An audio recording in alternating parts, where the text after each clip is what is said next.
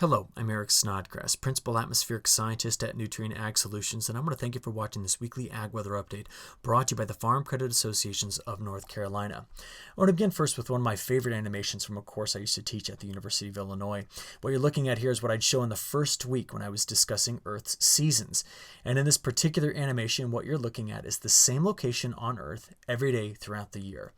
And the reason why we see that the day-night line kind of meanders and tilts back and forth throughout the year is a product of the fact that Earth has a tilt on its axis of about 23.5 degrees. Now, what's interesting about that is that throughout the year it concentrates or disperses the sun's energy, and we have seasons as a result of this. And today is a particularly important day because last night as the sun set, the day-night line ran straight north and south, such that early this morning at 3:50 a.m. we began fall. We had our fall equinox. Now, equinox means equal night, and that means everywhere on Earth, except for the North and South Pole, we have 12 hours of daylight and 12 hours of darkness. The sun's rays are perpendicular or direct on the equator today, and after today, the sun's rays are direct each day at noon somewhere in the southern hemisphere, and we're losing daylight hours rapidly in the northern hemisphere. While on the North Pole, as the sun sets, it won't come back up for another 6 months, and on the South Pole, where the sun has just risen, it'll be up for the next 6 months. But this change that we've seen here is really changing things across North America as we change our seasons. And one of the things we're going to be noticing here is that even though fall is approaching, it is not going to feel like fall. Yes, we had that nice backdoor cold front that snuck down here along the East Coast last week, bringing in some cooler weather at times, but we're going to be seeing some pretty serious heat building. It's already started out to our west here, and it's coming over toward the East Coast in the coming days. Now, before we get to that discussion, let's talk precipitation. We've noticed a very strong northern United States storm track, and much of the southeast has been protected by large ridges, and that's why we can see that things have been quite dry, both in our normal precipitation on the left and the departure from normal precipitation on the right. Now, for you corn and soybean growers in parts of the Carolinas, I want to bring a couple things to your attention. First of all, the heavy rain we've seen over the last couple of weeks here in this region is beginning to become very problematic as we start to approach harvest in that area. For the cotton growers that are in the Carolinas, Imelda certainly coming through Houston, and one location dropping over 40 inches of rain right in through this quarter, really damaging some of the cotton crop. Now, I know that's not the most productive region for cotton, but it's something to think about. This also hit peanuts in this area as well. But overall, what I want you to see here is how dry things have been in the southeast under the protection of that ridge. So let's take a look at our latest drought monitor, which came out last Thursday. Now, we've certainly seen some improvement in drought along coastal areas, but we still see patches of drought throughout the Carolinas and throughout much of the southeast, at least through last Thursday. Maybe a better way to look at this is by taking a look at the U.S. Drought Monitor class change. So when we see degradations, we're seeing these colors here. We still see that parts of North Carolina and interior parts of South Carolina showing up to a 2-class degradation in some locations, while the rains from Dorian helped improve coastal drought situation here over the last month or so. Take a moment and pause this video, take a closer look at some other regions around the country, because as we get into this forecast, it's going to be important to see where the weekend rainfalls hit. Now, big protective ridge over the southeast kept us high and dry, whereas heavy rain stretched from Texas all the way up to the Great Lakes states here, where locally 3 to 6 inches of rain fell. North Dakota took a beating as well here, with some locations picking up over 7 inches of rainfall. And remember, that's an area that over the last month has been just inundated with rainfall. Very important for corn and soybean farmers in the Carolinas to pay attention to this. Well, where are we going? Bigger picture, this is what we're looking at here for the next 15 days in terms of precipitation anomalies. We seem to maintain this northern U.S./southern Canadian border storm track. Frontal boundaries tend to kind of linger here in the Midwest, and the reason why, they can't seem to break through this bigger ridge that's going to be setting over the southeast, hence things showing up relatively dry. Now, are we expecting any sort of rescue from a tropical system? Not in the near term, but I do want to be paying attention to Tropical Storm Karen. We'll talk about Karen in just a few moments. I think the bigger story in terms of news headlines with weather is what we're expecting in the 6 to 10 day time period. Highly amplified trough ridge system, bitterly cold air in the Pacific Northwest, and guess what? A ridge sitting over the southeast yet again. Now, if you think you've seen this pattern before, yeah, just go back from last February through June. This is exactly what we had at that particular time period. So warmer than average conditions most certainly on tap moving forward. Let's come back to precipitation though.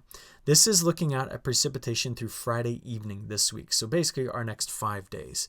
And we can still see the influence of that larger ridge sitting over the southeast, keeping things relatively dry throughout this week and allowing the temperatures to rebound. While this lingering frontal boundary in through here, not only adding a lot of rain in the next 5 days, but take a look at this. This is now adding up all of the next 9 days. And you don't see much of a change overall for the southeast, but holy smokes, are we going to be getting a lot of rainfall in the north central part of the United States. In terms of severe weather, there is a lingering frontal boundary that will be slowly pushing toward the Carolinas throughout the day today, maybe bringing some widely scattered showers across parts of the westward facing slopes of the Appalachian Mountains. But overall, nothing really to talk about. In the day on Tuesday, our next system kind of emerges here. But again, its frontal boundary is going to have a hard time getting over toward the southeast. So we're going to continue to stay on our kind of high and dry pattern here. And this is looking out to Wednesday. So the Storm Prediction Center not showing up much at all for the Carolinas in the next 3 days. What are we seeing in terms of precipitation from our high resolution NAM model? Well, this is going to take us out to early in the morning on Wednesday. And really what you see here is starting off early Monday morning. There's that frontal boundary trying to get over to the Carolinas, but you see that it tends to stall right about here Monday evening, and it may bring in some widely scattered showers and storms to the western part of North Carolina. But overall, this isn't a big rainmaker. Even as I get you into Tuesday morning, Tuesday midday, you can see things, save a pop-up shower or storm. This is going to be a relatively dry day on Tuesday as the heat starts to return here. Okay, going out a little bit farther than that, take a look at this. This is our GFS model, and it's going to play quickly, but let me step you back. Monday into Tuesday, getting into Wednesday. Yep, you don't see much at all throughout this week because of the dominance of higher atmospheric pressure. If anything, it's going to be hit or miss in terms of some pop-up showers and storms. And even I get you out to Thursday, into Friday. Nothing large and organized gets into the Carolinas until maybe on Friday evening. We're going to be watching for some moisture coming around this high, running up the Appalachian Mountains, connected to this low that's deep up here into parts of Ontario, Quebec, and into the Hudson Bay. But that's just, we're way out here.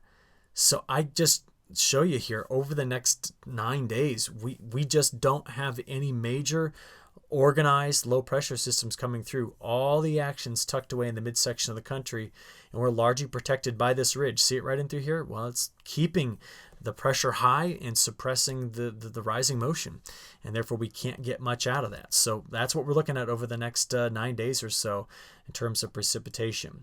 Is there any sort of change coming? Well, this is the flow of the atmosphere over here on the left, looking all the way out to the first full week of the month of October. And overall, I guess the answer to that question is no. We're tending to get to this high amplitude pattern. See it here by October 1st. Deep trough out west, big ridge over the southeast. This is very much in line with what happens when the Madden-Julian oscillation comes out of what's called its null phase and hangs out over here in phases 8, 1, and 2, specifically phase 1. That is a pattern where we typically see something like this setting up with that southeast ridge. So that's our near-term setup in the flow of the atmosphere. What's it doing to temperatures? Well, this week we're going to be on the warmer side of things through our next 5 days. But as I showed you, days 6 through 10, highly amplified pattern.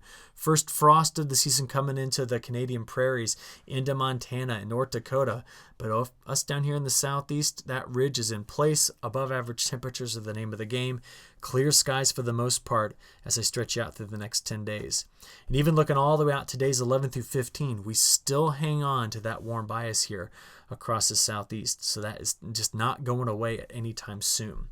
What are our high temperatures actually doing? Let's play them out real fast here and let's step it back and take a look. So in the day on Monday, a lot of upper 80s, maybe a 90-degree temperature there in North Carolina.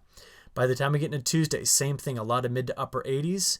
Wednesday, the heat starts to creep in, so now we can see the upper 80s stretching into the 90s by Thursday and into Friday and into Saturday. So beginning of our week, a little bit cooler than the middle and end of our week here.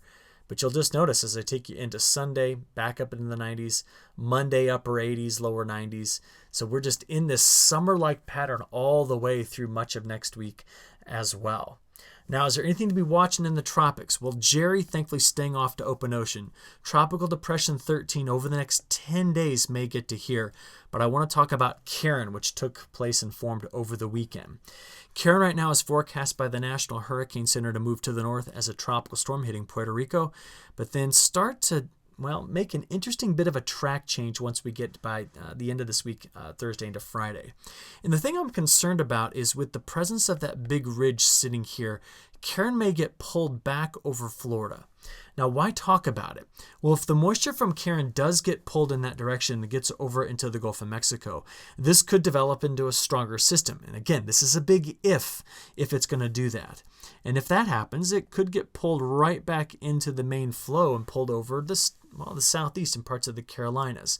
But I'm talking, that might be 15 days away. I don't know, 10 to 15 days away at least before we're even talking about what this might potentially do. Which means pay attention to the National Hurricane Center throughout this week, nhc.noaa.gov. But also in next week's video, let's talk and see about where Karen is and if Karen did survive the trip and make its way back to the west with time. That's an important factor to look out for. As we finish up, I'm going to give you a bit of an international view here. We are watching very carefully for the drought situation here in parts of Brazil to erode. This is the year-on-year vegetation health index change. So any of these colors means that the vegetation from space looks much worse than it did a year ago at this time.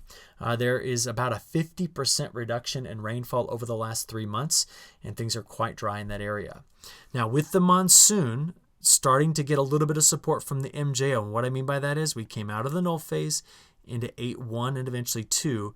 8-1 and 2, phases 8-1 and 2, all spring and summer long for Brazil are favorable phases for increasing rainfall. And that's why we see in parts of Rondônia, parts of Mato Grosso do Sul, and even down here in the southern states in Brazil, chances of bringing in some rain better than average over the next 10 days or so is good. Drier in eastern Brazil. What's the magic number for planting soybeans? They're looking for about 2 inches of rainfall. So are they going to be getting that? Well, maybe in parts of the Amazon and maybe northern Mato Grosso picking up 1.5 inches to 2 inches. And some spotty regions down here where they're picking it up. But eastern Brazil, very, very dry. So this most productive area in here, we're going to continue to delay the planting of this soybean crop. And that'll be impactful on soybeans, but much more impactful on safrinha cotton and safrinha corn. That's second crop cotton and second crop corn. The later they plant that, the less of a possibility they have at higher yields. So we got to watch that very carefully. And to finish this up, I'm going to take you quickly to Indonesia, where we've seen a lot of fires here. In fact, much of what you see there is a mixture of cloud and smoke. And just an interesting video here over on the right.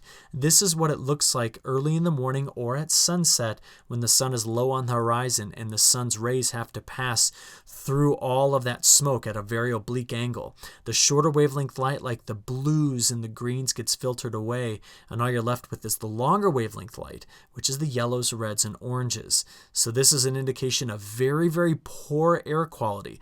In fact, just a rule of thumb, the redder the sunset, the poorer the air quality is. Okay, with that, I'm going to go and wrap up this forecast video right here. We at Nutrien Ag Solutions and at the Farm Credit Associations of North Carolina want to thank you for your attention. Hope you tune in next week again for our next update. Thank you.